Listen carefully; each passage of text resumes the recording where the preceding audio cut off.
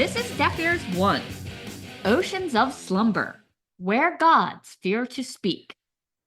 So writing an album that is a soundtrack to a movie that doesn't exist isn't a new idea for a concept theme, although it seems like a lot of the first forays into this type of concept album, like A Small Good Thing by Slim Westerns from 1994, which was a non-existent spaghetti western, or Operation Bomba from Sex Bomba, a non-existent 60s spy-fi adventure from 1999, were instrumental ambient projects.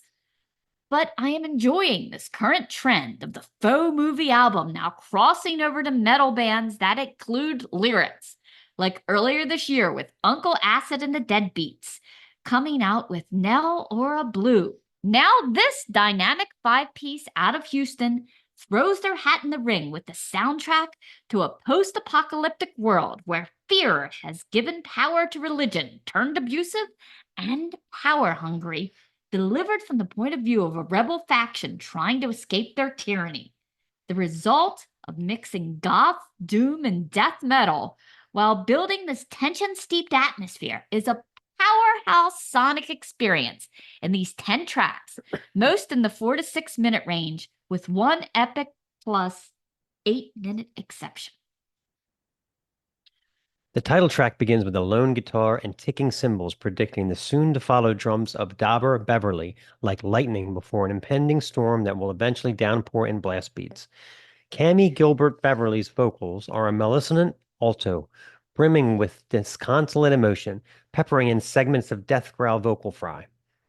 A creepy, hushed tone chant breaks out around the midpoint, like a spell repeating, "Your grace is sufficient, made perfect in my weakness." Alex Davis pulls out a guitar solo from his 7-string that is bright and pensive all at once, while the bass of Samir Azarkan keeps things sinister. This band is great at building drama to the nth degree. The aforementioned 8+ minute saga, Don't Come Back from Hell Empty-Handed, starts off with synths coming in low, growing like an emerging dawn, with Alex's tremolo guitar that pushes the tension. At first, despite some blast beats, the title track has a balladish feel, even more so when all drops away, but the vocals and that tinkling piano of Chris Kritikos changes the sonic texture until Dauber's doomy drums return.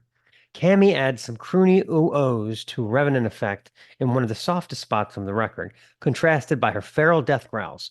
Atmospheric takeover complete.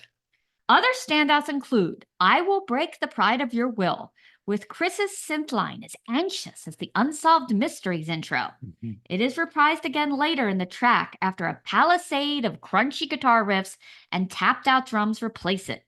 Cammie infuses notes passionately.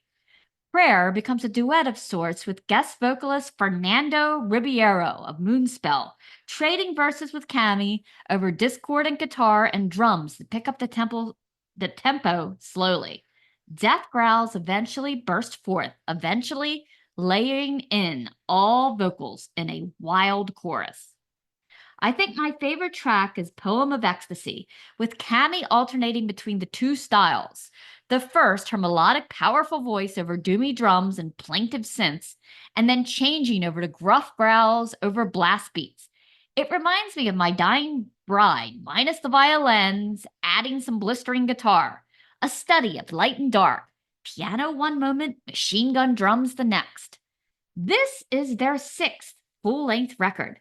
After their last record, 2022's Starlight and Ash, a bit of a departure, proggy with less metal tenets, they were summarily dropped by their label, Century Media.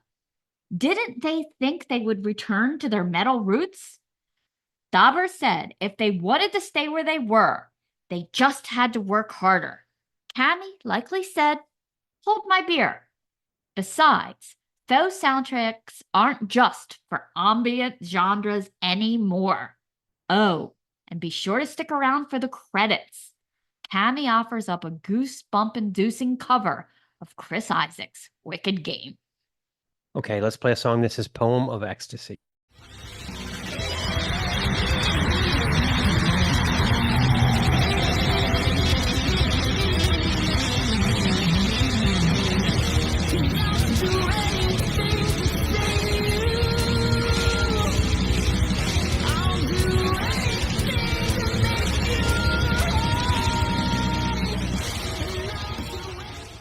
This is the Snaggletooth Rock and Roll Podcast.